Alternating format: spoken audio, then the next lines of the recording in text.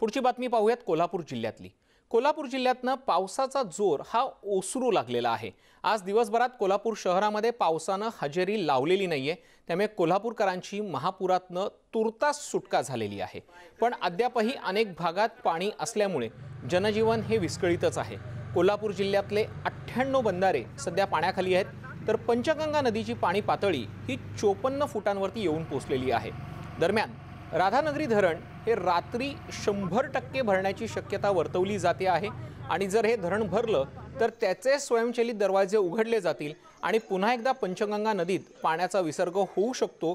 त्यामुळे नदीच्या पाणी पातळीत आणखी वाढ होण्याची शक्यता वर्तवली जाते आहे। त्यामुळे आता पश्चिम महाराष्ट्रालाही सतर्क राहावं लागणार आहे। सांगलीतल्या नागरिकांनी जशा पद्धतीने स्वतःहून स्थलांतर केलं तसंच स्थलांतर जर कोल्हापूरमधल्या नागरिकांनी केलं तर त्यांचा धोका टळू शकतो।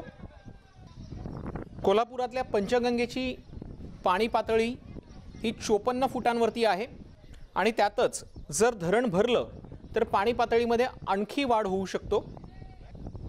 राधानगरी धरण जर भरलं तर पुन्हा एकदा कोल्हापूरला धोका वर्तवला गेलेला आहे। राधानगरी धरण रात्री 100% भरलं गेलं तर तेथे स्वयंचलित दरवाजे उघडले जातील आणि पंचगंगेच्या पाणी पातळीमध्ये आणखी वाढ होऊ शकते।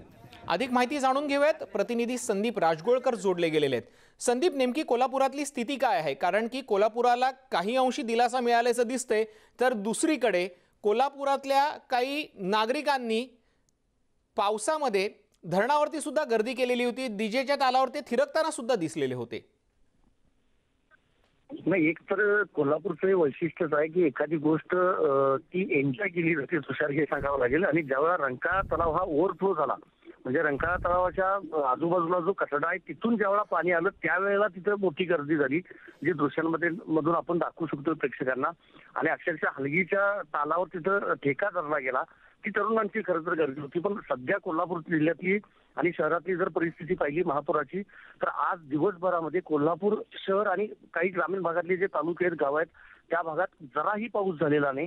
त्यामुळे एक मोठा दिलासा मिळाला असं म्हणता येईल। कारण काल रात्री पंचगंगा नदीची पाणी पातळी जी आहे तुषार, ती 56 फुटांवर गेली होती आणि आत्ताची जी पाणी पातळी आहे ती 54 फुटांवर आली आहे। 2 फूट पाणी कमी झालेलं आहे।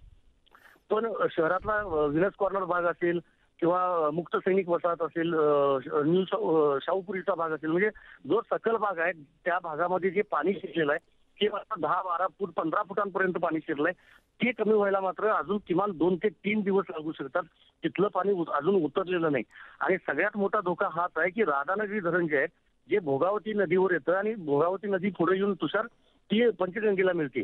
जर राधानगरी धरण आज रात्री 100% भरलं तर त्याचे 7 स्वयंचलित दरवाजे आहेत। आपल्याला माहिती आहे राजर्षी शाहू महाराजांनी ते धरण बांधलेलं आहे, ते आपोआप दरवाजे उघडले जातात आणि त्या धरणातला पाण्याचा विसर्ग जो आहे तो भोगावती नदीत होणार आणि ती पुढे पंचगंगेत येणार। त्यामुळे पंचगंगा नदीचा जो फुगवटा आहे किंवा जी पाण्याची पातळी आहे ती पुन्हा वाढू शकते। म्हणजे जरी पाऊस नाही पडला तरी विसर्ग किती होतो त्याच्यावर सगळं अगदी खरे पाऊस अगदी खरे संदीप, तुम्ही म्हणताय त्या पद्धतीने पाऊस जरी नाही पडला तरीही धरणातनं नेमका विसर्ग किती होतोय यावरती कोल्हापूर शहराला असलेला धोका हा अवलंबून असणार आहे। धन्यवाद संदीप, तुम्ही दिलेल्या या माहितीसाठी। मुलुक महाराष्ट्रामध्ये बातम्या अशा सुरू राहणार आहेत। तुर्तास वेळ झालेली आहे एका छोट्याशा ब्रेकची। कुठेही जाऊ नका, पाहत रहा न्यूज 18 लोकमत।